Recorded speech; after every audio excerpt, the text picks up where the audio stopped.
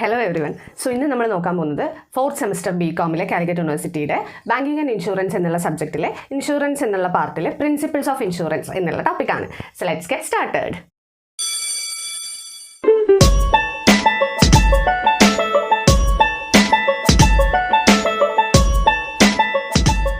So insurance എന്ന് പറഞ്ഞു കഴിഞ്ഞാൽ എന്താണ് എന്നുള്ളത് നമുക്ക് അറിയാവുന്ന ഒരു കാര്യമാണ്. Insurance is A contract between insurer and insured. അതൊരു കോൺട്രാക്ട് ആണ്, രണ്ട് പേഴ്സൺസ് തമ്മിലുള്ള ഒരു കോൺട്രാക്ട് ആണ്. നമ്മൾ ഇൻഷുറൻസ് എന്നുള്ള ടേം ഡെയിലി ലൈഫിൽ കുറേ അധികം കേൾക്കുന്ന ഒരു ടേമാണ്. റിസ്ക് ഷെയർ ചെയ്യാൻ വേണ്ടിയിട്ട് നമ്മൾ ചെയ്യുന്ന ഒരു കാര്യമാണത് എന്നുള്ളത് നമുക്കറിയാം. എന്തെങ്കിലും നഷ്ടം വരികയാണ് എന്നുണ്ടെങ്കിൽ അവർ നമുക്ക് കോമ്പൻസേറ്റ് ചെയ്ത് തരും. അതിന് വേണ്ടിയിട്ടാണ് നമ്മൾ ഇൻഷുറൻസ് എടുക്കുന്നത്. അങ്ങനെയുള്ള കുറേ കാര്യങ്ങൾ നമ്മൾ കേട്ടിട്ടുള്ളതാണ് ഓൾറെഡി.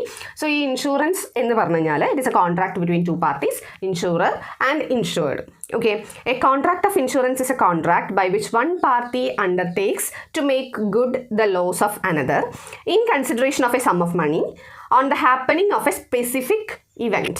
Okay, അതിനെയാണ് നമ്മൾ ഇൻഷുറൻസ് എന്ന് പറയുക. അതായത് കോൺട്രാക്ട് ഓഫ് ഇൻഷുറൻസ് എന്ന് പറയുന്നത് ഒരു പാർട്ടി മറ്റൊരു പാർട്ടിയുടെ ലോസിന് ഗുഡ് ചെയ്യാമെന്ന്, അതായത് മറ്റൊരു പാർട്ടിയുടെ ലോസ് കോമ്പൻസേറ്റ് ചെയ്യാമെന്ന് പറയുന്ന in consideration of a sum of money. വെറുതെ കോമ്പൻസേറ്റ് ചെയ്യൂ ഇല്ലോ, in consideration of sum of money. ഈ കൺസിഡറേഷനെയാണ് നമ്മൾ എന്ത് പറയുക, പ്രീമിയം എന്ന് പറയുക. നമ്മളൊരു ഇൻഷുറൻസ് കോൺട്രാക്ട് എടുക്കുകയാണെന്നുണ്ടെങ്കിൽ അല്ലെങ്കിൽ ഒരു ഇൻഷുറൻസ് എടുക്കുകയാണെന്നുണ്ടെങ്കിൽ നമ്മൾ എന്ത് പേ ചെയ്യേണ്ടി വരും, പ്രീമിയം അടയ്ക്കേണ്ടി വേണ്ടി വരില്ലേ. സോ അതിനാണ് ഇൻ കൺസിഡറേഷൻ ഓഫ് മണി എന്ന് പറയുന്നത്. On the happening of A specified event. എപ്പോഴാണ് ഇത് കോമ്പൻസേറ്റ് ചെയ്യുക, ഒരു സ്പെസിഫിക് ഇവൻറ്റ് സംഭവിക്കുമ്പോൾ. ഓക്കെ, അതായത് ഇപ്പോൾ നമ്മൾ ഫയർ ഇൻഷുറൻസ് ആണ് എടുക്കുന്നതെന്നുണ്ടെങ്കിൽ ആ ഒരു ആക്സിഡൻറ്റ് സംഭവിക്കുമ്പോൾ, ഫയർ കത്തിപ്പിടിക്കുകയാണ് അല്ലെങ്കിൽ എന്തെങ്കിലും കത്തിക്കരിഞ്ഞു നാശനഷ്ടം ഉണ്ടായി എന്ന് പറയുന്ന സമയത്താണ് എന്ത് ചെയ്യുന്നുണ്ടായിരിക്കുക, ഈ ഒരു കോമ്പൻസേറ്റ് ചെയ്യുന്നുണ്ടായിരിക്കുക. സോ അങ്ങനെയുള്ളൊരു കോൺട്രാക്റ്റാണ് ഇതെന്ന് പറയുന്നത് ഇൻഷുറൻസ് എന്ന് പറയുന്നത്. സോ ഈ ഇൻഷുറൻസിൽ എന്താ ചെയ്യുന്നതെന്ന് പറഞ്ഞാൽ റിസ്ക് ഒരു പേഴ്സണിൽ നിന്നും ഒരു ഇൻഷുറൻസ് കമ്പനിയിലേക്ക് അല്ലെങ്കിൽ വേറൊരു സ്ഥാപനത്തിലേക്ക് നമ്മൾ എന്ത് ചെയ്യാണ്, ട്രാൻസ്ഫർ ചെയ്യുകയാണ് ചെയ്യുന്നത്. ഓക്കെ, സോ ഇത് ഒരു കോൺട്രാക്റ്റ് ആയതുകൊണ്ട് തന്നെ ഇതിൻ്റെ പ്രിൻസിപ്പിൾസ് നമ്മൾ നോക്കുന്ന സമയത്ത് രണ്ട് തരത്തിലുണ്ട്. ജനറൽ കോൺട്രാക്റ്റിൻ്റെ പ്രിൻസിപ്പിൾസും ഉണ്ട്, അതേപോലെ തന്നെ ഇൻഷുറൻസിനായിട്ടുള്ള പ്രിൻസിപ്പിൾസും ഉണ്ട്. ഇൻഷുറൻസ് ഒരു കോൺട്രാക്റ്റ് ആയതുകൊണ്ട് നിങ്ങൾ കോൺട്രാക്റ്റ് പഠിച്ചിട്ടുള്ളതാണ് വേറെ സബ്ജക്ട്സ് ആയിട്ട്. സോ അതിൽ നമുക്ക് വരുന്ന ജനറൽ കോൺട്രാക്റ്റിൻ്റെ പ്രിൻസിപ്പിൾസ് അല്ലെങ്കിൽ എലമെൻറ്റ്സ് ആയിട്ട് വരുന്ന കുറച്ച് കാര്യങ്ങളും ഇതിൻ്റെ പ്രിൻസിപ്പിൾസ് ആണ്. അതുപോലെ തന്നെ ഇൻഷുറൻസിന് മാത്രമായിട്ടുള്ള കുറച്ച് പ്രിൻസിപ്പിൾസും എന്താണ്, ഇൻഷുറൻസിൻ്റെ പ്രിൻസിപ്പിൾസ് തന്നെയാണ്. സോ ആദ്യം നമുക്ക് നോക്കാം ജനറൽ കോൺട്രാക്റ്റിൻ്റെ പ്രിൻസിപ്പിൾസിൽ ഏതൊക്കെയാണ് നമ്മുടെ ഇൻഷുറൻസിലും വരുന്നത് എന്നുള്ളത്. സോ നമ്മുടെ ഇന്ത്യൻ കോൺട്രാക്ട് ആക്ട് 1872 സെക്ഷൻ 10 പറഞ്ഞിട്ടുള്ള വാലിഡ് കോൺട്രാക്ട് ആവണം എന്നുണ്ടെങ്കിൽ പറഞ്ഞിട്ടുള്ള കാര്യങ്ങളെല്ലാം തന്നെ എന്തിൻ്റെയും കൂടെ പ്രിൻസിപ്പിൾസ് ആണ്, ഇൻഷുറൻസിൻ്റെയും കൂടെ പ്രിൻസിപ്പിൾസ് ആണ്. അതിൽ ആദ്യത്തെയാണ് ഓഫർ ആൻഡ് ആക്സെപ്റ്റൻസ് എന്ന് പറയുന്നത്. ഒരു കോൺട്രാക്ട് വാലിഡ് ആവണമെന്നുണ്ടെങ്കിൽ അതിന് നിർബന്ധമായിട്ട് വേണ്ടുള്ള കാര്യങ്ങളാണ് ഓഫറും ആക്സെപ്റ്റൻസും. ഇൻഷുറൻസിൻ്റെ കേസിൽ ഇൻഷുവേർഡ് ആണ് ഓഫർ വെക്കുന്നത്, ഇൻഷുറർ ആണ് ആക്സെപ്റ്റ് ചെയ്യുന്നത്. ഇൻഷുവേർഡ് എന്ന് പറഞ്ഞാൽ ഈ ഇൻഷുറൻസ് എടുക്കുന്ന പേഴ്സണും ഇൻഷുറർ എന്ന് പറയുന്നത് കമ്പനിയുമാണ്. സോ ഈ ഇൻഷുറൻസ് എടുക്കാൻ താല്പര്യമുള്ള ഒരു വ്യക്തി ആ കമ്പനിയോട് എന്ത് ചെയ്യും, ഒരു ഓഫർ വയ്ക്കും, ഞാൻ ഇങ്ങനെ ഒരു ഇൻഷുറൻസ് എടുക്കാൻ ആഗ്രഹിക്കുന്നുണ്ട് എന്നുള്ളത്, ഇന്ന ടേംസ് ആൻഡ് കണ്ടീഷൻസ് ആണ് എന്നൊക്കെ പറഞ്ഞിട്ട് ഒരു പ്രപ്പോസൽ അതിൻ്റെ ഏജൻറ്റിനോട് വെക്കുന്നു. എന്നിട്ട് ഇൻഷുറൻസ് കമ്പനി എന്ത് ചെയ്യുകയാണ്, ഇത് നോക്കിയിട്ട് എല്ലാം ഓക്കെ ആണ് എന്നുണ്ടെങ്കിൽ, കൺസിഡറേഷൻ ഓക്കെ ആണ്, അത് പ്രീമിയം ഓക്കെ ആണ്, ബാക്കിയുള്ളതെല്ലാം ഓക്കെ ആണ്, കണ്ടീഷൻസ് ഒക്കെ ഓക്കെ ആണെന്നുണ്ടെങ്കിൽ അവർ എന്ത് ചെയ്യുന്നു, ആക്സെപ്റ്റ് ചെയ്യുന്നു. ഓക്കെ, ഇൻഷുറൻസിൽ ഇൻഷുറർ എന്ന് പറയുന്നത് ഇൻഷുറൻസ് കമ്പനിയും ഇൻഷുവേർഡ് എന്ന് പറയുന്നത് ഇൻഷുറൻസ് എടുക്കുന്ന പേഴ്സണുമാണ്. ഓക്കെ, സോ ഈ പേഴ്സൺ ആണ് എന്ത് ചെയ്യുന്നത്, ഓഫർ ചെയ്യുന്നത്. ആരാണ് ആക്സെപ്റ്റ് ചെയ്യുന്നത്, ആ ഇൻഷുറൻസ് കമ്പനിയാണ് ആക്സെപ്റ്റ് ചെയ്യുന്നത്. ഓക്കെ, സോ ഇങ്ങനെ പ്രോപ്പർ ആയിട്ടുള്ള ഒരു വാലിഡ് ആയിട്ടുള്ള ഓഫറും ആക്സെപ്റ്റൻസും എന്തിലുണ്ടായിരിക്കണം, ഇൻഷുറൻസ് പോളിസിയിൽ ഉണ്ടായിരിക്കണം അല്ലെങ്കിൽ ഇൻഷുറൻസിൽ ഉണ്ടായിരിക്കണം. ഓക്കെ, ദെൻ രണ്ടാമത്തെ ആണ് ലീഗൽ റിലേഷൻഷിപ്പ് എന്ന് പറയുന്നത്. ഈ പാർട്ടീസ് തമ്മിലുള്ള റിലേഷൻഷിപ്പ് ലീഗൽ ആയിരിക്കണം. അതിൻ്റെ എഗ്രിമെൻറ്റിൽ പറഞ്ഞിട്ടുള്ള കാര്യങ്ങളെല്ലാം ലീഗൽ ആയിരിക്കണം, അല്ലാന്നുണ്ടെങ്കിൽ അത് എന്താവില്ല, കോൺട്രാക്റ്റ് ആവില്ല. ദെൻ മൂന്നാമത്തെ കാര്യം എന്ന് പറയുന്നത് കൺസെൻസസ് ആറ്റ് ഇടം എന്നുള്ളതാണ്. കൺസെൻസസ് ആറ്റ് ഇടം എന്ന് പറഞ്ഞു കഴിഞ്ഞാൽ എന്താ, സെയിം സെൻസിൽ സെയിം മാനറിൽ രണ്ട് പാർട്ടീസും ഈ കാര്യം മനസ്സിലാക്കിയിട്ടുണ്ടായിരിക്കണം, അത് അണ്ടർസ്റ്റാൻഡ് ചെയ്തിട്ടുണ്ടായിരിക്കണം എന്നുള്ളതാണ്. ഇപ്പോൾ ഞാനൊരു കാര്യം പറഞ്ഞു, അത് വേറൊരു രീതിയിലാണ് നിങ്ങൾ മനസ്സിലാക്കിയത് എന്നുണ്ടെങ്കിൽ അവിടെ പ്രോപ്പറായിട്ടുള്ള അണ്ടർസ്റ്റാൻഡിങ് ഇല്ല. ഓക്കെ, രണ്ടുപേരും ഒരേ രീതിയിലല്ല അത് സെൻസ് ചെയ്തെടുത്തിരിക്കുന്നത് എന്നുള്ളതാണ്. സോ കൺസെൻസസ് ആറ്റ് ഇടം എന്ന് പറഞ്ഞു കഴിഞ്ഞാൽ ഒരു സബ്ജക്ട് മാറ്ററിൻ്റെ കാര്യത്തിൽ, ആ കോൺട്രാക്റ്റിൽ പറഞ്ഞിരിക്കുന്ന സബ്ജക്ട് മാറ്ററിൻ്റെ കാര്യത്തിൽ രണ്ട് പാർട്ടീസും ഒരേ പോലെയാണ് എഗ്രി ചെയ്തിരിക്കുന്നത് എന്നുള്ളതാണ്. ഓക്കെ, ദെൻ അടുത്ത കാര്യം എന്ന് പറയുന്നത് കോമ്പീറ്റൻസി ഓഫ് പാർട്ടീസ് ആണ്. ഈ എഗ്രിമെൻറ്റിൽ എൻ്റർ ചെയ്യുന്ന അല്ലെങ്കിൽ കോൺട്രാക്റ്റിൽ എൻ്റർ ചെയ്യുന്ന ആൾക്കാരെല്ലാം എങ്ങനെയുള്ളവരായിരിക്കണം, കോമ്പീറ്റൻ്റ് ആയിട്ടുള്ള പാർട്ടീസ് ആയിരിക്കണം. ആരൊക്കെയാണ് കോമ്പീറ്റൻ്റ് ആയിട്ടുള്ള പാർട്ടീസ് എന്ന് പറയുന്നത്? 18 വയസ്സിന് മുകളിലുള്ള ആൾക്കാർ, സൗണ്ട് മൈൻഡഡ് ആയിട്ടുള്ള ആൾക്കാർ, ഏതൊരു നിയമപ്രകാരവും ഇങ്ങനെ ചെയ്യാൻ പാടില്ല എന്ന് പറയാത്ത, അങ്ങനെ പ്രത്യേകിച്ച് പ്രശ്നങ്ങളൊന്നും ഇല്ലാത്ത ആൾക്കാരെയാണ് നമ്മൾ എന്ത് പറയുക, കോമ്പീറ്റൻ്റ് ആയിട്ടുള്ള പാർട്ടീസ് എന്ന് പറയാം. ഓക്കെ, അപ്പോൾ ആരൊക്കെയാണ് ഇൻകോമ്പീറ്റൻ്റ് ആയിട്ട് വരിക? മൈനർ ആയിട്ടുള്ള പാർട്ടീസ് ഇൻകോമ്പീറ്റൻ്റ് ആണ്. അതേപോലെ തന്നെ അൺസൗണ്ട് മൈൻഡ് ആയിട്ടുള്ള ആൾക്കാർ ഇൻകോമ്പീറ്റൻ്റ് ആണ്. ഏലിയൻ എനിമി ഇൻകോമ്പീറ്റൻ്റ് ആണ്. അൺഡിസ്ചാർജ്ഡ് ആയിട്ടുള്ള ഇൻസോൾവെൻറ്റ് അല്ലെങ്കിൽ വേറെ ക്രിമിനൽസ്, നിയമപ്രകാരം നിയമം പറഞ്ഞിട്ട് കോൺട്രാക്റ്റിലൊന്നും എൻ്റർ ചെയ്യരുത് അങ്ങനെ പറഞ്ഞിട്ടുള്ള ആൾക്കാർ, അവരൊക്കെ ആരാണ്? ഇൻകോമ്പീറ്റൻ്റ് ആയിട്ടുള്ള പാർട്ടീസാണ്. ഓക്കെ, സോ അങ്ങനെയുള്ള ആൾക്കാരൊന്നും തന്നെ എന്തിൽ എൻ്റർ ചെയ്യാൻ പറ്റില്ല? ഇൻഷുറൻസ് കോൺട്രാക്റ്റിലേക്ക് എൻ്റർ ചെയ്യാനായിട്ട് പറ്റില്ല. ദെൻ നെക്സ്റ്റ് ആണ് ഫ്രീ കൺസെൻറ്റ് എന്ന് പറയുന്നത്. ഫ്രീ കൺസെൻറ്റ് എന്ന് പറഞ്ഞു കഴിഞ്ഞാൽ ഈ എഗ്രിമെൻറ്റ് രണ്ട് പാർട്ടീസിൻ്റെയും ഫ്രീ കൺസെൻറ്റോട് കൂടിയിട്ട് വേണം എൻ്റർ ചെയ്യാനായിട്ട്. അല്ലാണ്ട് ഒരാൾ മറ്റൊരാളിനെ തോക്കിൻ്റെ ഇതൊക്കെ വെച്ച് ഭീഷണിപ്പെടുത്തി അങ്ങനെ നിർബന്ധിച്ച് അല്ലെങ്കിൽ മിസ്റ്റേക്കായിട്ട് അല്ലെങ്കിൽ അവരുടെ ഒരു സ്വമേധയാളുള്ളൊരു ഇഷ്ടമില്ലാതെ അവരെ ഈ കോൺട്രാക്റ്റിലേക്ക് കൊണ്ടുവന്നു കഴിഞ്ഞ് കഴിഞ്ഞാൽ അതെന്താവും? അത് വാലിഡ് കോൺട്രാക്റ്റ് ആവില്ല. ഓക്കെ, അത് ഇൻവാലിഡായി മാറും അല്ലെങ്കിൽ വോയിഡായി മാറും. So കൊയേഷൻ, fraud, misrepresentation, undue influence അങ്ങനെയുള്ള കാര്യങ്ങളൊന്നും ഉപയോഗിച്ച് ഈ കോൺട്രാക്റ്റിൽ എൻ്റർ ചെയ്യാനായിട്ട് പാടില്ല. ഫ്രീ കൺസെൻറ്റോട് കൂടെ വേണം ഈ ഒരു കോൺട്രാക്റ്റിൽ എൻ്റർ ചെയ്യാനായിട്ട്. ദെൻ നെക്സ്റ്റ് ആണ് ലോഫുൾ കൺസിഡറേഷൻ എന്ന് പറയുന്നത്. സോ ലോഫുൾ കൺസിഡറേഷൻ എന്ന് പറഞ്ഞു കഴിഞ്ഞാൽ എല്ലാ വാലിഡ് കോൺട്രാക്ട്സിനും ഒരു കൺസിഡറേഷൻ ഉണ്ടായിരിക്കണം. സോ അത് ലോഫുള്ളും ആയിരിക്കണം. ഇൻഷുറൻസിനെ സംബന്ധിച്ചിടത്തോളം ആ ഒരു കൺസിഡറേഷൻ എന്ന് പറയുന്നത് എന്താണ്? കൺസിഡറേഷൻ എന്ന് പറഞ്ഞാൽ സംതിങ് ഇൻ റിട്ടേൺ എന്നുള്ളതാണ്. ഓക്കെ, അതായത് ഇപ്പോൾ നമ്മൾ ആ ഒരു റിസ്കിനെ നമ്മൾ ട്രാൻസ്ഫർ ചെയ്യുകയാണ് ചെയ്യുന്നത്. നമ്മൾ ഇൻഷുറൻസ് കോൺട്രാക്ട് എടുക്കുന്ന സമയത്ത് ആ ഒരു ഇൻഷുറർ, അതായത് ഇൻഷുറൻസ് കമ്പനി, അവർക്ക് നമ്മൾ എന്ത് ചെയ്യാണ് ചെയ്യുന്നത്? ആ ഒരു റിസ്കിനെ ട്രാൻസ്ഫർ ചെയ്ത് കൊടുക്കുകയാണ് ചെയ്യുന്നത്. സോ അങ്ങനെ ആവുന്ന സമയത്ത് അവർ നമ്മളുടെ റിസ്ക് എടുക്കുകയാണ് ചെയ്യുന്നത്. അതിന് എന്തെങ്കിലും അവർക്ക് റിട്ടേൺ ആയിട്ട് വേണ്ടേ? അതിനെയാണ് നമ്മൾ എന്ത് പറയുക? കൺസിഡറേഷൻ എന്ന് പറയാം. ഓക്കെ, ഇവിടെ ഇൻഷുറൻസ് കോൺട്രാക്റ്റിനെ സംബന്ധിച്ചിടത്തോളം കൺസിഡറേഷൻ എന്ന് പറയുന്നത് പ്രീമിയമാണ്. ദെൻ നെക്സ്റ്റ് ആണ് ലീഗൽ ഒബ്ജക്റ്റീവ് എന്ന് പറയുന്നത്. നമ്മുടെ കോൺട്രാക്റ്റിൻ്റെ ഒബ്ജക്റ്റ് എന്ന് പറയുന്നത് ലോഫുൾ ആയിരിക്കണം. അതായത് ഇൻഷുറബിൾ ഇൻട്രസ്റ്റ് ഉണ്ടായിരിക്കണം. ലോഫുൾ ആയിട്ടുള്ള ഒരു കാര്യത്തിന് വേണ്ടിയായിരിക്കണം നമ്മൾ ഈ കോൺട്രാക്റ്റിൽ എൻ്റർ ചെയ്യുന്നത്. ഇത്രയും കാര്യങ്ങൾ വരുന്നത് ജനറൽ കോൺട്രാക്റ്റിൻ്റെ പ്രിൻസിപ്പിൾസ് ആണ്, അല്ലെങ്കിൽ ജനറൽ കോൺട്രാക്റ്റിൻ്റെ വാലിഡ് ആവാനുള്ള കാര്യങ്ങളാണ് വരുന്നത്. ഇത് നമ്മൾ വേറെ സബ്ജക്റ്റിൽ ഡീറ്റെയിൽ ആയിട്ട് പഠിച്ചിട്ടുണ്ട്. ഇതിൻ്റെ വീഡിയോ നമ്മളുടെ ചാനലിൽ അവൈലബിൾ ആണ് കേട്ടോ. സോ ഈ പറഞ്ഞ കാര്യങ്ങളിൽ എന്തെങ്കിലും ഡൗട്ട് ഉണ്ട്, ഫർദർ ക്ലാരിഫിക്കേഷൻ വേണമെന്നുണ്ടെങ്കിൽ നിങ്ങൾക്ക് ആ വീഡിയോ കാണാവുന്നതാണ്. സോ ഇനി നമുക്ക് നോക്കാനുള്ളത് നമ്മുടെ ഇൻഷുറൻസിൻ്റെ പ്രിൻസിപ്പിൾസ് ആണ്. ഓക്കെ, നമ്മൾ പറഞ്ഞിട്ടുണ്ടായിരുന്നു ഇത്രയും ഇൻഷുറൻസിൻ്റെ തന്നെയാണ്. ഇൻഷുറൻസിൻ്റെ പ്രിൻസിപ്പിൾസ് നമ്മൾ പഠിക്കുമ്പോൾ രണ്ട് ടൈപ്പായിട്ട് നമുക്ക് പഠിക്കാം. ആദ്യത്തേന്ന് പറയുന്നത് ജനറൽ കോൺട്രാക്റ്റിൽ വരുന്ന എല്ലാ പ്രിൻസിപ്പിൾസും എന്തിനും ബാധകമാണ്, ഇൻഷുറൻസിനും ബാധകമാണ്. അതാണ് ഇത്ര നേരം നമ്മൾ നോക്കിയിട്ടുണ്ടായിരുന്നത്. ഇനി എന്ന് പറയുന്നത് ഇൻഷുറൻസിന് മാത്രമായിട്ടുള്ള കുറച്ച് പ്രിൻസിപ്പിൾസ് ആണ്. അതാണ് നമുക്കിനി നോക്കാനുള്ളത്. അതിൽ ആദ്യത്തെ ആണ് പ്രിൻസിപ്പിൾസ് ഓഫ് ഇൻഷൂറബിൾ ഇൻട്രസ്റ്റ് എന്ന് പറയുന്നത്. പ്രിൻസിപ്പിൾ ഓഫ് ഇൻഷൂറബിൾ ഇൻട്രസ്റ്റ് എന്ന് പറഞ്ഞു കഴിഞ്ഞാൽ സിമ്പിളായിട്ട് പറയുകയാണെന്നുണ്ടെങ്കിൽ ഈ ഇൻഷുറൻസ് കോൺട്രാക്റ്റിൽ നമ്മൾ എൻ്റർ ചെയ്തിരിക്കുന്നതിൽ ആ ഒരു ഇൻഷുവേർഡിന് ഒരു ഇൻഷൂറബിൾ ഇൻട്രസ്റ്റ് ഉണ്ടായിരിക്കണം. ഓക്കെ, നമ്മൾ ആ സബ്ജക്ട് മാറ്ററിൽ എന്തെങ്കിലും ഒരു ഇൻട്രസ്റ്റ് ആ ഒരു പേഴ്സൺ ഉണ്ടായിരിക്കണം. ഇപ്പം ഞാനൊരു വീടാണ് ഞാൻ ഇൻഷുറൻസ് എടുക്കുന്നത് എന്നുണ്ടെങ്കിൽ ആ ഒരു വീടിനോട് എനിക്കൊരു ഇൻട്രസ്റ്റ് ഉണ്ടായിരിക്കണം. ഓക്കെ, അല്ലാന്നുണ്ടെങ്കിൽ എന്ത് സംഭവിക്കും? ഞാൻ തന്നെ ആ വീടിന് തീ വെച്ചിട്ട് ഞാൻ തന്നെ ഇൻഷുറൻസ് എടുക്കും. സോ ആ രീതിയിലാവാൻ പാടില്ല. അതുകൊണ്ട് തന്നെ ഒരു ഇക്കണോമിക് ബെനിഫിറ്റ് നമുക്ക് ആ ഒരു സബ്ജക്ട് മാറ്ററിൽ നിന്ന് നമുക്ക് കിട്ടിയിട്ടുണ്ടായിരിക്കണം. അല്ലെങ്കിൽ ആ ഒരു സബ്ജക്ട് മാറ്ററിനോട് നമുക്കൊരു താല്പര്യം ഉണ്ടായിരിക്കണം, ഒരു ഇൻട്രസ്റ്റ് ഉണ്ടായിരിക്കണം എന്നുള്ളതാണ് ഉദ്ദേശിക്കുന്നത്. So principle of insurable interest എന്ന് പറഞ്ഞു കഴിഞ്ഞാൽ ആ ഒരു പ്രോപ്പർട്ടിയിൽ ഒരു ഇൻഷൂറബിൾ ഇൻട്രസ്റ്റ് അവർക്ക് ഉണ്ടായിരിക്കണം. എന്തെങ്കിലും ഇക്കണോമിക്കലി അല്ലെങ്കിൽ ഫിനാൻഷ്യലി അവർക്ക് അതിൽ നിന്ന് ബെനിഫിറ്റ് കിട്ടിയിട്ടുണ്ടായിരിക്കണം എന്നുള്ളതാണ് ഉദ്ദേശിക്കുന്നത്. അതായത് അതിൻ്റെ നഷ്ടം നമുക്കൊരു നഷ്ടം തന്നെ ആയിരിക്കണം. അങ്ങനെ വേണമെന്ന് വെച്ച് നമ്മളായിട്ട് ഡിസ്ട്രക്ട് ചെയ്യാനുള്ള ഒരു ടെൻഡൻസി ഉണ്ടാവാൻ പാടില്ല എന്നുള്ളത് കൊണ്ടാണ് ഇൻഷൂറബിൾ ഇൻട്രസ്റ്റ് ഉണ്ടാവണം എന്ന് പറയുന്നത്. ഇൻഷൂറബിൾ ഇൻട്രസ്റ്റ് ഇല്ല എന്നുണ്ടെങ്കിൽ ആ കോൺട്രാക്റ്റിൽ അവർക്ക് എൻ്റർ ചെയ്യാനായിട്ട് പറ്റില്ല. അതായത് ഇതിനൊരു ലോസ് വന്നു കഴിഞ്ഞു എന്ന് പറഞ്ഞാൽ, അല്ലെങ്കിൽ അതിന് എന്തെങ്കിലും ഒരു പ്രശ്നം വന്നു എന്ന് പറഞ്ഞാൽ നമുക്ക് ലോസ് ഉണ്ടാവും, ഒരു എക്കണോമിക് ലോസ് ഉണ്ടാവും എന്നുള്ള ഒരു കാര്യം ഉണ്ടായിരിക്കണം എന്നുള്ളതാണ് ഇതുകൊണ്ട് ഉദ്ദേശിക്കുന്നത്. സോ ഈ ഇൻഷൂറബിൾ ഇൻട്രസ്റ്റ് നമ്മളുടെ ലൈഫ് ഇൻഷുറൻസ് എടുക്കുന്ന കാര്യത്തിലാണ് എന്നുണ്ടെങ്കിൽ ആ ലൈഫ് ഇൻഷുറൻസ് എടുക്കുന്ന സമയത്ത് എന്തുണ്ടായിരിക്കണം? നമുക്ക് ഇൻഷൂറബിൾ ഇൻട്രസ്റ്റ് ഉണ്ടായിരിക്കണം. ഓക്കെ, ഇപ്പം ഞാൻ ഇൻഷുറൻസ് എടുക്കാൻ പോവാണ് എന്നുണ്ടെങ്കിൽ എനിക്ക് എന്നെ തന്നെ ഇഷ്ടം ഉണ്ടായിരിക്കണം. ഓക്കെ, ഇൻഷുറബിൾ ഇൻട്രസ്റ്റ് എടുത്ത് കഴിഞ്ഞിട്ട് ഞാൻ എന്നെ തന്നെ ഡിസ്ട്രക്ട് ചെയ്യാണ് അല്ലെങ്കിൽ സൂസൈഡ് ചെയ്യാണ്, അങ്ങനെ എന്തെങ്കിലും കാര്യങ്ങൾ ചെയ്യുകയാണെന്നുണ്ടെങ്കിൽ അത് ചെയ്യുന്നതിനും തൊട്ട് മുന്നെയാണ് നമ്മളതിപ്പോൾ എടുക്കുന്നത് എന്നുണ്ടെങ്കിൽ അതെനിക്ക് ഇൻട്രസ്റ്റ് ഇല്ലാതെ ഞാൻ എടുത്താണ് എന്നുള്ള രീതിക്കായിരിക്കും വരുന്നുണ്ടായിരിക്കുക. എന്നുള്ളത് കൊണ്ട് തന്നെ ലൈഫ് ഇൻഷുറൻസിൻ്റെ കേസിൽ ഇൻഷൂറബിൾ ഇൻട്രസ്റ്റ് എന്ന് പറയുന്നത് ആ ഇൻഷുറൻസ് എടുക്കുന്ന ടൈമിൽ തന്നെ പ്രസൻറ്റ് ആയിരിക്കണം എന്നുള്ളതാണ്. കാരണം അത് ഡിസ്ട്രക്ട് ചെയ്ത് കഴിഞ്ഞിട്ട് ഇൻഷൂറബിൾ ഇൻട്രസ്റ്റ് ഉണ്ടോ എന്ന് ചോദിക്കാൻ വേണ്ടി ഞാൻ ജീവനോട് ഉണ്ടാവില്ലല്ലോ. സോ എന്നോട് ചോദിക്കാൻ പറ്റില്ലല്ലോ, അതുകൊണ്ടാണ് അങ്ങനെ പറയുന്നത്. സോ ഇൻഷൂറബിൾ ഇൻട്രസ്റ്റ് എന്ന് പറയുന്നത് ഇൻഷുറൻസ് പോളിസി എടുക്കുന്ന ടൈമിൽ തന്നെ ഉണ്ടായിരിക്കണം. ഇനി ഫയർ ഇൻഷുറൻസിൻ്റെ കേസിലാണ് എന്നുണ്ടെങ്കിൽ എടുക്കുന്ന ടൈമിലും ആ ഒരു ലോസ് ഇൻകർ ചെയ്യുന്ന ടൈമിലും ഉണ്ടായിരിക്കണം. എന്നാലല്ലേ തീ അണയ്ക്കാൻ ശ്രമിക്കുള്ളൂ, അല്ലെങ്കിൽ തീ കത്തിക്കോട്ടെ കത്തട്ടെ എന്നും പറഞ്ഞിരിക്കില്ലേ. സോ അങ്ങനെ ഉണ്ടാവാൻ പാടില്ല എന്നുള്ളതാണ്. മറൈൻ ഇൻഷുറൻസിൻ്റെ കേസിലാണ് എന്നുണ്ടെങ്കിൽ ലോസ് ഉണ്ടാവുന്ന സമയത്താണ് എന്തുണ്ടാവേണ്ടത്, ഈ ഒരു ഇൻഷൂറബിൾ ഇൻട്രസ്റ്റ് ഉണ്ടാവേണ്ടത്. ഓക്കെ, സോ മറൈൻ ഇൻഷുറൻസിൻ്റെ കേസിൽ marine insurance act 1963 section 7 subsection 2 പ്രകാരം 3 എസെൻഷ്യൽ കണ്ടീഷൻസ് പറയുന്നുണ്ട് ഇൻഷൂറബിൾ ഇൻട്രസ്റ്റ് ഉണ്ടാവാൻ വേണ്ടിയിട്ട്. അതിൽ ആദ്യത്തെ കാര്യം എന്ന് പറയുന്നത് സബ്ജക്ട് മാറ്റർ ഡെഫിനിറ്റ് ആയിരിക്കണം എന്നുള്ളതാണ്. ഓക്കെ, ഈ ഒരു സബ്ജക്ട് മാറ്റർ എന്തിലാണോ നമ്മൾ ഇൻഷുറൻസ് എടുക്കുന്നത്, അല്ലെങ്കിൽ ആ മറൈൻ ഇൻഷുറൻസിൽ എന്താണോ സബ്ജക്ട് മാറ്റർ ആയിട്ട് വരുന്നത്, ആ സാധനങ്ങളെല്ലാം ഡെഫിനിറ്റ് ആയിട്ടുള്ള സാധനങ്ങളായിരിക്കണം. നമ്മളുടെ പ്രോപ്പർട്ടീസ് ആവാം, അല്ലെങ്കിൽ അങ്ങനെയുള്ള കാര്യങ്ങളെല്ലാം, ഇപ്പോൾ കപ്പലാണ്, അതിൻ്റെ ഉള്ളിലുള്ള സാധനങ്ങളാണ്, അങ്ങനെയുള്ളതെല്ലാം ഡെഫിനിറ്റ് ആയിട്ടുള്ള കാര്യങ്ങളായിരിക്കണം.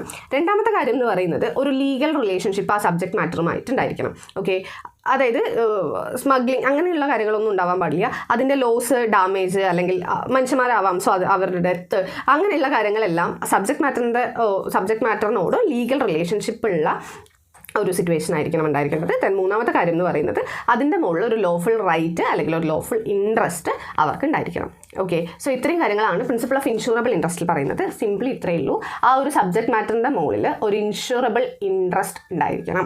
അത് നഷ്ടം വരികയാണെന്നുണ്ടെങ്കിൽ നമുക്ക് ഫിനാൻഷ്യലി ലോസ് ആണ്, അല്ലെങ്കിൽ എന്തെങ്കിലും നമുക്ക് എക്കണോമിക്കലി ലോസ് വരും എന്നുള്ള ഒരു കാര്യം അവിടെ ഉണ്ടായിരിക്കണം എന്നുള്ളതാണ്. ദെൻ രണ്ടാമത്തെ പ്രിൻസിപ്പിളാണ് പ്രിൻസിപ്പിൾ ഓഫ് അഡ്മോസ്റ്റ് ഗുഡ് ഫെയ്ത്ത് എന്ന് പറയുന്നത്. ഇതിനെ ഉപരിമേ ഫിഡെ എന്ന് പറയാറുണ്ട്. സോ ഇൻഷുറൻസ് എന്ന് പറയുന്നത് റിസ്ക് ഒരു പേഴ്സണിൽ നിന്നും മറ്റൊരു പേഴ്സണിലേക്ക് ട്രാൻസ്ഫർ ചെയ്യുന്നതായതുകൊണ്ട് തന്നെ ഒരു അറ്റ്മോസ്റ്റ് ഗുഡ് ഫെയ്ത്ത് അവരുടെ രണ്ടുപേരും തമ്മിൽ ഉണ്ടായിരിക്കണം.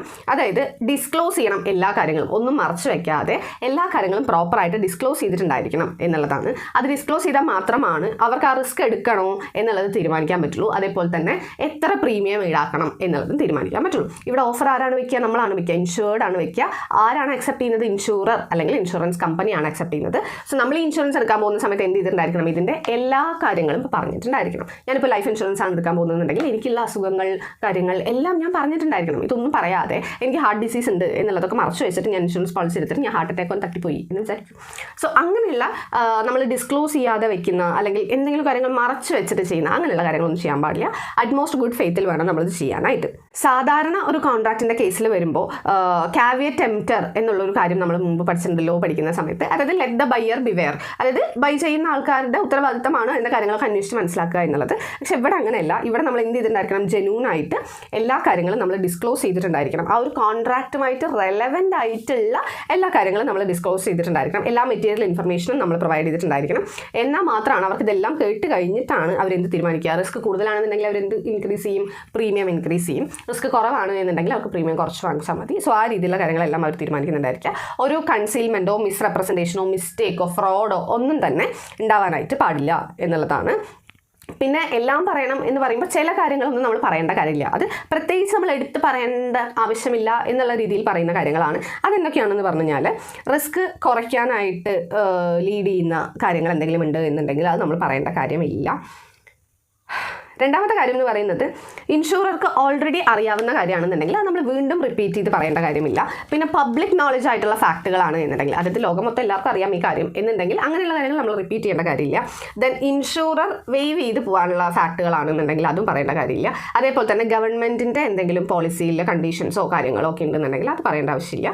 ദെൻ നമുക്ക് തന്നെ സെക്കൻഡറി ആയിട്ടേ അറിയുള്ളൂ എന്ന് പറയുന്ന, അല്ലെങ്കിൽ വേറൊരാൾ പറഞ്ഞിട്ടേ നമുക്ക് തന്നെ അറിയുള്ളൂ ഈ കാര്യം എന്നുള്ള രീതിയിലുള്ള സെക്കൻഡറി ആയിട്ടുള്ള ഫാക്റ്റുകൾ നമ്മൾ എന്ത് ചെയ്യേണ്ട ആവശ്യമില്ല, പ്രത്യേകമായിട്ട് എടുത്ത് പറയേണ്ട കാര്യമില്ല. ഇതൊന്നും അല്ലാതെ ആ ഒരു സബ്ജക്ട് മാറ്ററിനെ സംബന്ധിക്കുന്ന എല്ലാ കാര്യങ്ങളും, അല്ലെങ്കിൽ ആ കോൺട്രാക്റ്റുമായിട്ട് ബന്ധം വരുന്ന എല്ലാ മെറ്റീരിയൽ ഫാക്റ്റുകളും നമ്മൾ എന്ത് ചെയ്തിട്ടുണ്ടായിരിക്കണം? ഡിസ്ക്ലോസ് ചെയ്തിട്ടുണ്ടായിരിക്കണം. ഓക്കെ, ദെൻ മൂന്നാമത്തെ പ്രിൻസിപ്പിളാണ് പ്രിൻസിപ്പിൾ ഓഫ് ഇൻഡെംനിറ്റി എന്ന് പറയുന്നത്. പ്രിൻസിപ്പിൾ ഓഫ് ഇൻഡെംനിറ്റി എന്ന് പറഞ്ഞു കഴിഞ്ഞാൽ, ഇൻഡെംനിഫൈ ചെയ്യുക എന്ന് പറഞ്ഞു കഴിഞ്ഞാൽ എന്താ? ലോസിന് കോമ്പൻസേറ്റ് ചെയ്യുക എന്നുള്ളതാണ് ഉദ്ദേശിക്കുന്നത്. ഇൻഡെംനിഫൈ ചെയ്യുക എന്ന് പറഞ്ഞു കഴിഞ്ഞാൽ ആ ലോസിനെ കോമ്പൻസേറ്റ് ചെയ്യുക എന്നുള്ളതാണ് ഉദ്ദേശിക്കുന്നത്.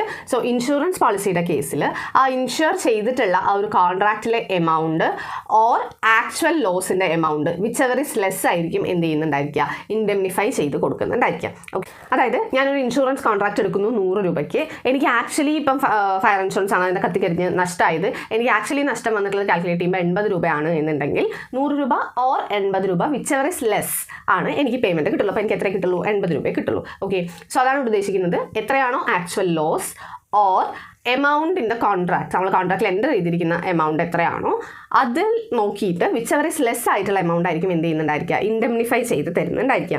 ഓക്കെ, ഇത് ലൈഫ് ഇൻഷുറൻസിൻ്റെ കേസിലും പേഴ്സണൽ ആക്സിഡൻറ്റ് ഇൻഷുറൻസിൻ്റെ കേസിലും ബാധകമല്ല. കാരണം ഇപ്പോൾ ഒരാൾ മരിച്ചിട്ട് എത്രയാണ് ഇയാൾ മരിച്ചതുകൊണ്ടുള്ള ലോസ് എന്ന് നമുക്ക് കാൽക്കുലേറ്റ് ചെയ്യാൻ പറ്റില്ല എന്നുള്ളത് കൊണ്ട്, മനുഷ്യൻ്റെ ജീവന് അത്തരത്തിൽ നമുക്ക് വില ഇടാൻ സാധിക്കില്ല എന്നുള്ളത് കൊണ്ട് തന്നെ ലൈഫ് ഇൻഷുറൻസിൻ്റെ കേസിലും ബാക്കിയുള്ള പേഴ്സണൽ ഇൻഷുറൻസിൻ്റെ കേസിലും ഇതുപോലെ കമ്പയർ ചെയ്തിട്ട് നമ്മൾ കൊടുക്കുന്നു എന്നുള്ള രീതിയിലുള്ളത് പറ്റില്ല. ബാക്കിയുള്ളതിലൊക്കെ എങ്ങനെയാണ് ഇതേപോലെ ഇൻഡെംനിഫൈ ചെയ്ത് കൊടുക്കുന്നത് actual loss or the sum of indemnity. Okay, whichever is less ആയിരിക്കും നമ്മൾ എന്ത് ചെയ്യുന്നുണ്ടായിരിക്കുക, ഇൻഡെംനിഫൈ ചെയ്ത് കൊടുക്കുന്നുണ്ടായിരിക്കുക. അതായത് ഈ ഇൻഡെംനിഫൈ ചെയ്യുന്ന എമൗണ്ട് ഒരിക്കലും ആ പോളിസി എടുത്ത എമൗണ്ടിനേക്കാൾ കൂടുതലാവാനായിട്ട് പാടില്ല എന്നുള്ളതാണ് പറഞ്ഞിരിക്കുന്നത്. ഇനി മെറൈൻ ഇൻഷുറൻസിൻ്റെ കേസിലാണ് എന്നുണ്ടെങ്കിൽ ചില സമയത്തൊക്കെ പോളിസി എടുക്കുമ്പോഴാണ് ഇതിൻ്റെ എമൗണ്ട് തീരുമാനിക്കുക, ചില സമയത്തൊക്കെ നഷ്ടം വരുമ്പോഴായിരിക്കും ഇതിൻ്റെ എമൗണ്ട് തീരുമാനിക്കുന്നുണ്ടായിരിക്കാം. സോ ഈ പ്രിൻസിപ്പിൾ ഓഫ് ഇൻഡെംനിറ്റിയുടെ മെയിൻ ആയിട്ടുള്ള ഫീച്ചേഴ്സ് എന്തൊക്കെയാണെന്ന് പറഞ്ഞു കഴിഞ്ഞാൽ, ലൈഫ് ഇൻഷുറൻസിലും പേഴ്സണൽ ആക്സിഡൻറ്റ് ഇൻഷുറൻസിലും എന്ത് ബാധകമല്ല, പ്രിൻസിപ്പിൾ ഓഫ് ഇൻഡെംനിറ്റി ബാധകമല്ല. കാരണം നമുക്ക് ജീവൻ ഒരിക്കലും ഇങ്ങനെ കമ്പയർ ചെയ്ത് വില കൊടുക്കാൻ പറ്റില്ല എന്നുള്ളത് കൊണ്ട്. ദെൻ ഈ ഒരു എമൗണ്ട് ഓഫ് ഇൻഡെംനിറ്റി എന്ന് പറയുന്നത് actual loss or value of policy whichever is lower ആയിട്ടായിരിക്കും നമ്മൾ കൊടുക്കുന്നുണ്ടായിരിക്കുക. മറൈൻ ഇൻഷുറൻസ് ഒരിക്കലും ഒരു പ്യുവർ ആയിട്ടുള്ള ഇൻഡെംനിറ്റി കോൺട്രാക്ട് അല്ല. കാരണം ഞാൻ പറഞ്ഞിട്ടുണ്ടായിരുന്നു, മറൈൻ ഇൻഷുറൻസിൽ ചില സിറ്റുവേഷൻസിൽ പോളിസി എടുക്കുന്ന സമയത്ത് തന്നെ നമ്മൾ തീരുമാനിക്കും, ചില സിറ്റുവേഷൻസിൽ ആ ഒരു ഇൻസിഡൻറ്റ് ഒക്കെ അറിയുന്ന സമയത്തായിരിക്കും തീരുമാനിക്കുന്നുണ്ടായിരിക്കുക. ദെൻ ക്ലെയിംസ് സെറ്റിൽ ചെയ്യാനായിട്ട് ഡോക്ട്രൈൻ ഓഫ് സബ്രഗേഷൻ ആണ് അപ്ലൈ ചെയ്യുക. അത് നമ്മുടെ അടുത്ത പ്രിൻസിപ്പിളാണ്, അപ്പോൾ നമ്മൾ പഠിക്കുന്നതായിരിക്കും. Then valued policies, marine insurance ഒഴിച്ച് ബാക്കിയുള്ള വാല്യൂഡ് പോളിസീസ് ഒന്നും പ്രിൻസിപ്പിൾ ഓഫ് ഇൻഡെംനിറ്റിയുടെ അണ്ടറിൽ കവർ ചെയ്ത് വരണം എന്നുള്ളതില്ല. ഇനി പ്രിൻസിപ്പിൾ ഓഫ് ഇൻഡെംനിറ്റി ഫുൾഫിൽ ചെയ്യണം എന്നുണ്ടെങ്കിൽ കുറച്ച് കണ്ടീഷൻസ് അവിടെ ഉണ്ടായിരിക്കണം.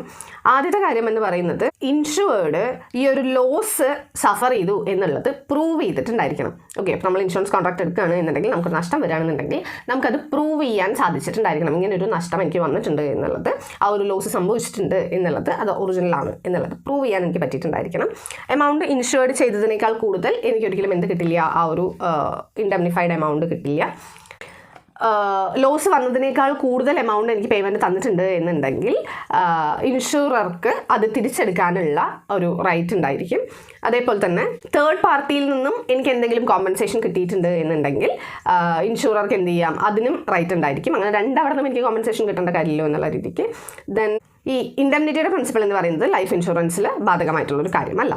ഓക്കെ, ഇനി മെത്തേഡ്സ് ഓഫ് ഇൻഡെംനിഫൈ എന്നുള്ളതാണ് നെക്സ്റ്റ്. അതായത് ഇൻഡെംനിഫൈ ചെയ്യാമെന്ന് പറഞ്ഞാൽ നമ്മളിതിനെ കോമ്പൻസേറ്റ് ചെയ്യുക, നഷ്ടം നമ്മൾ പരിഹരിച്ച് കൊടുക്കുക എന്നുള്ളതാണ്. സോ അത് ഏതൊക്കെ രീതിയിൽ ചെയ്യാമെന്ന് പറഞ്ഞാൽ ആദ്യത്തെ ക്യാഷ് പേയ്മെൻറ്റ് നമുക്ക് എന്ത് ചെയ്യാം, ക്യാഷ് ആയിട്ട് തന്നെ ആ ഒരു ക്ലെയിമിന് ക്യാഷ് ആയിട്ട് തന്നെ നമുക്ക് പേ ചെയ്യാം. സർവേയറുടെ റിപ്പോർട്ടും കാര്യങ്ങളും ഒക്കെ വെച്ചിട്ട് എത്രയാണുള്ളത് എന്ന് നോക്കിയിട്ട് ക്യാഷ് ആയിട്ടോ ചെക്ക് ആയിട്ടോ നമുക്ക് എന്ത് ചെയ്യാം, പേയ്മെൻറ്റ് നടത്താം. രണ്ടാമത്തെ രീതി എന്ന് പറയുന്നത് റിപ്പയേഴ്സ് ആണ്. അതായത് റിപ്പയർ ചെയ്ത് കൊടുക്കാനായിട്ട് പറ്റും. എന്തെങ്കിലും ഡാമേജ്ഡ് ആയിട്ടോ അല്ലെങ്കിൽ ഡിസ്ട്രോയിഡ് ആയിട്ടോ ഒക്കെ ഉണ്ട് എന്നുണ്ടെങ്കിൽ അതിനെ റിപ്പയർ ചെയ്ത് ശരിയാക്കാൻ പറ്റുകയാണ് എന്നുണ്ടെങ്കിൽ ആ രീതിയിൽ റിപ്പയർ ചെയ്ത് ഇൻഡെംനിഫൈ ചെയ്യാം. ദെൻ തേർഡാണ് റീപ്ലേസ്മെൻറ്റ് എന്ന് പറയുന്നത്. അതായത് റിപ്പയർ ചെയ്യാനുള്ള സാധ്യതയില്ല എന്നുണ്ടെങ്കിൽ എന്ത് ചെയ്യാം, അത് ആ ഒരു സബ്ജക്ട് മാറ്ററിനെ റീപ്ലേസ് ചെയ്ത് കൊടുക്കാം. ഇപ്പം ബർഗ്ലറി അല്ലെങ്കിൽ തെഫ്റ്റ്, മോഷണം ഒക്കെയാണ് സംഭവിക്കുന്നത് എന്നുണ്ടെങ്കിൽ അതിനെ എന്ത് ചെയ്യാം, ആ ഒരു സാധനത്തിനെ റീപ്ലേസ് ചെയ്ത് നമുക്ക് കൊടുക്കാവുന്നതാണ്. ദെൻ നാലാമത്തെയാണ് റീഇൻസ്റ്റേറ്റ്മെൻറ്റ് എന്ന് പറയുന്നത്. ഇത് റെയർ ആയിട്ട് യൂസ് ചെയ്യുന്ന ഒരു കാര്യമാണ്. ഇപ്പോൾ ഫയർ ഇൻഷുറൻസിലൊക്കെയാണ് ഇത് വരിക. അതായത് ബിൽഡിങ്ങിൻ്റെ കേസിലോ അല്ലെങ്കിൽ അങ്ങനെയുള്ള കാര്യങ്ങളൊക്കെ പകുതി നാശമായി പോയിട്ടുണ്ട് എന്നുണ്ടെങ്കിൽ അതിനെ പഴയ രീതിയിലേക്ക് ആക്കി കൊടുക്കുക, റീഇൻസ്റ്റേറ്റ്മെൻറ്റ് ചെയ്ത് കൊടുക്കുക എന്നുള്ളതാണ് ഉദ്ദേശിക്കുന്നത്. സോ ഈ രീതിയിലേക്ക് നമുക്ക് എന്ത് ചെയ്യാം, ഇൻഡെംനിഫൈ ചെയ്ത് കൊടുക്കാവുന്നതാണ്. Okay, so principle of indemnity എന്ന് പറഞ്ഞു കഴിഞ്ഞാൽ നമ്മൾ ഇൻഡെംനിഫൈ ചെയ്ത് കൊടുക്കുക എന്നുള്ളതാണ്, ലോസ് ഇൻഡെംനിഫൈ ചെയ്യുക എന്നുള്ളതാണ്. അതെങ്ങനെയാണ് നോർമലി വരാറുള്ളത്, നമ്മുടെ ആക്ച്വൽ ലോസ് ഓർ ആ ഒരു കോൺട്രാക്റ്റിലുള്ള value whichever is lower ആണ്. ഇതിൽ എന്ത് ബാധകമല്ല, ലൈഫ് ഇൻഷുറൻസിൻ്റെ കേസിൽ പ്രിൻസിപ്പിൾ ഓഫ് ഇൻഡെംനിറ്റി ബാധകമല്ല. ദെൻ നെക്സ്റ്റ് പ്രിൻസിപ്പിളാണ് പ്രിൻസിപ്പിൾ ഓഫ് സബ്രഗേഷൻ എന്ന് പറയുന്നത്. പ്രിൻസിപ്പിൾ ഓഫ് സബ്രഗേഷൻ അല്ലെങ്കിൽ ഡോക്ട്രൈൻ ഓഫ് സബ്രഗേഷൻ എന്ന് പറഞ്ഞു കഴിഞ്ഞാൽ ഫയർ ഇൻഷുറൻസിലും മറൈൻ ഇൻഷുറൻസിലും മാത്രം ബാധകമായിട്ടുള്ള ഒരു കാര്യമാണ്. ഡോക്ട്രൈൻ ഓഫ് റൈറ്റ് സബ്സ്റ്റിറ്റ്യൂഷൻ എന്നും ഇതിനെ പറയാറുണ്ട്.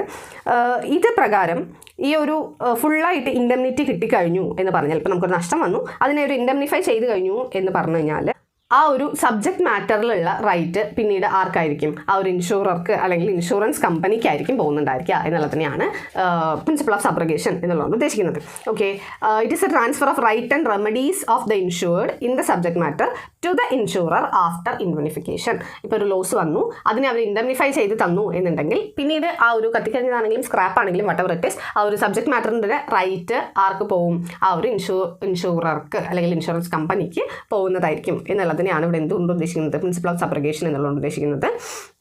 Subrogation is a transfer of rights and remedies of the insured to the insurer who has indemnified the insured in respect of the loss. Okay, അതാണ് ഉദ്ദേശിക്കുന്നത്. അതായത് ഒരു നഷ്ടം വന്നു, ഇപ്പോൾ ഒരു കാറാണ് ഞാൻ ഇൻഷുറൻസ് എടുത്തത് എന്ന് വിചാരിക്കും. ഫയർ ഇൻഷുറൻസ് ആണ് എടുത്തത്, കാർ കത്തിപ്പോയി.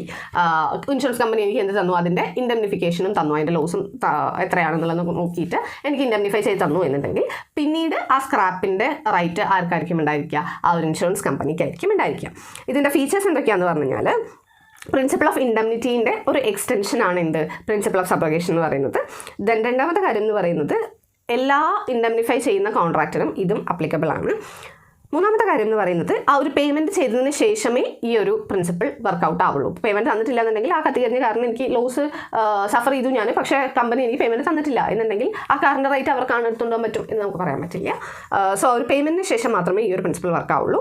ദെൻ നാലാമത്തെ കാര്യം എന്ന് പറയുന്നത് മറൈൻ ഇൻഷുറൻസിൻ്റെ കേസിൽ ഒഴിച്ച് ബാക്കിയുള്ളവിടെയൊക്കെ ഇൻഡെംനിഫിക്കേഷന് മുന്നേയും ചില സമയത്തൊക്കെ ഈ ഒരു റൈറ്റ് ഓഫ് സബ്രോഗേഷൻ റൈസ് ചെയ്യാറുണ്ട്.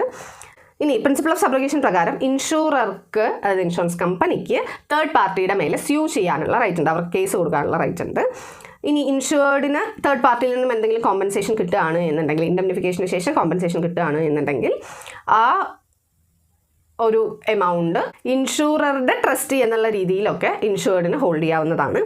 ദെൻ പ്രിൻസിപ്പിൾ ഓഫ് സബ്രോഗേഷൻ എന്ന് പറയുന്നത് ഇൻഡെംനിഫിക്കേഷനിൽ പറഞ്ഞിട്ടുള്ള എമൗണ്ടിൽ കൂടുതലായിട്ട് റിക്കവർ ചെയ്യുന്ന രീതിയിലുള്ളത് വരാനായിട്ട് പാടില്ല. ഓക്കെ, സോ ഇത്രയും കാര്യങ്ങളാണ് പ്രിൻസിപ്പിൾ ഓഫ് സബ്രോഗേഷനിൽ പറയുന്നത്. ദെൻ നെക്സ്റ്റ് ആണ് പ്രിൻസിപ്പിൾ ഓഫ് കോസ പ്രോക്സിമ എന്ന് പറയുന്നത്. കോസ പ്രോക്സിമ എന്ന് പറഞ്ഞാൽ നിയറസ്റ്റ് കോസ് അല്ലെങ്കിൽ ഇമ്മീഡിയറ്റ് കോസ് എന്നുള്ളതാണ്.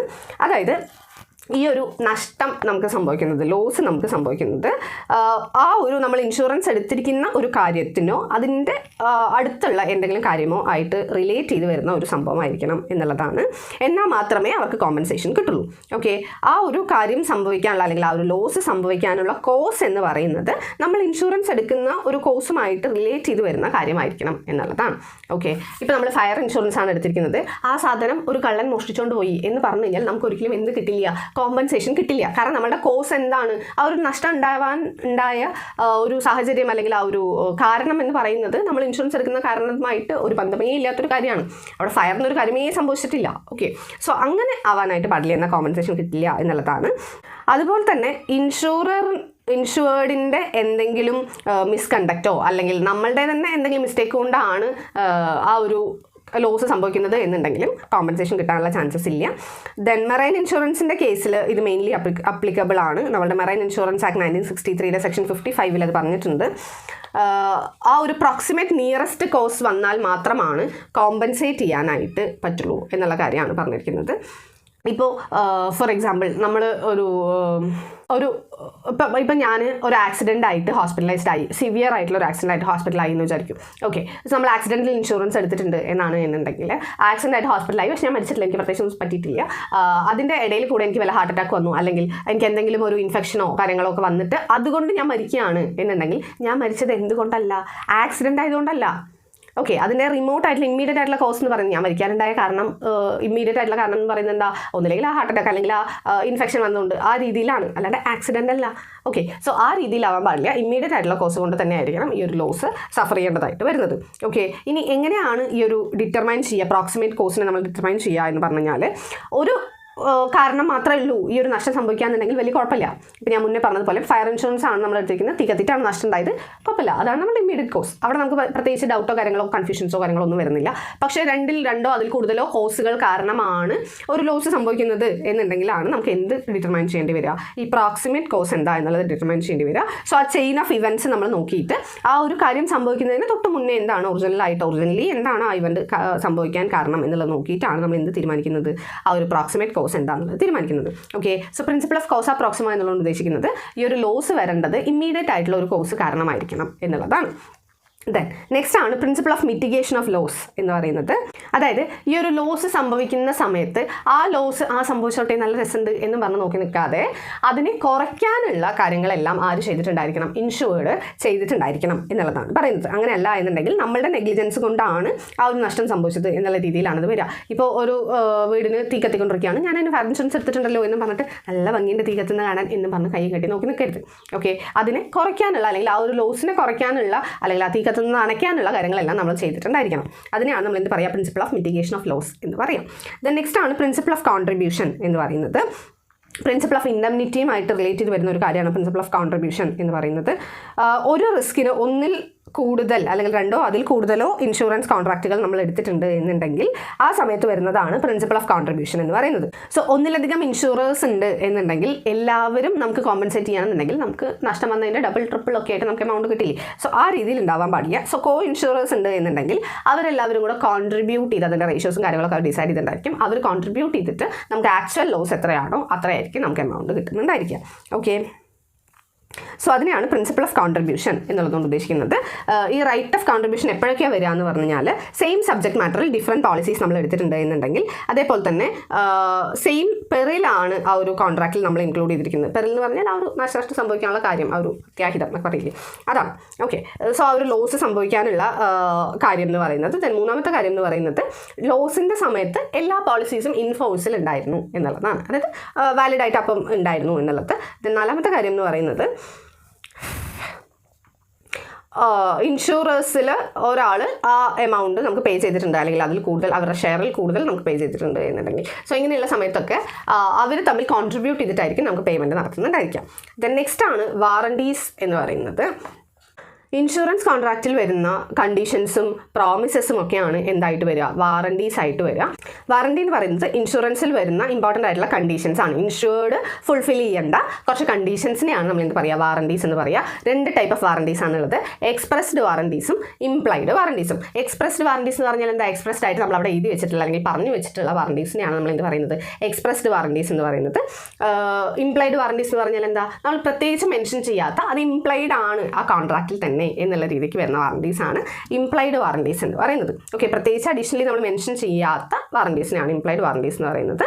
ഈ ഒരു വാറണ്ടീസ് ബ്രീച്ച് ചെയ്യുകയാണെന്നുണ്ടെങ്കിൽ അല്ലെങ്കിൽ ബ്രേക്ക് ചെയ്യുകയാണ്, നമ്മളത് ഫുൾഫിൽ ചെയ്യുന്നില്ല എന്നുണ്ടെങ്കിൽ ഇൻഷുറർ കോമ്പൻസേഷൻ തരുന്നതല്ല.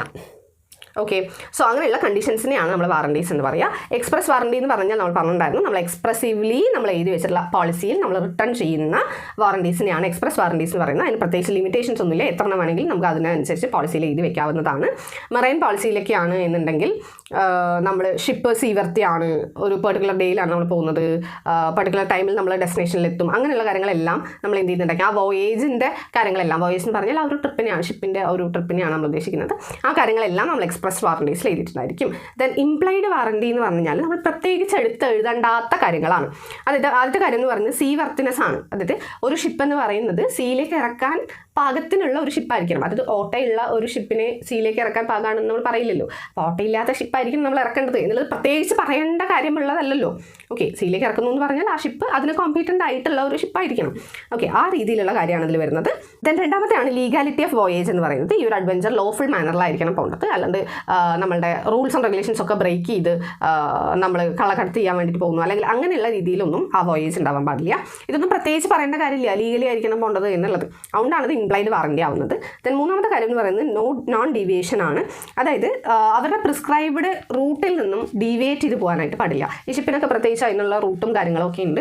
സോ അതിൽ നിന്നൊന്നും മാറി സഞ്ചരിക്കാനായിട്ടുള്ള കാര്യങ്ങളൊന്നും ചെയ്യാൻ പാടില്ല എന്നുള്ളതൊക്കെ ഇംപ്ലൈഡ് വാറണ്ടിയാണ്.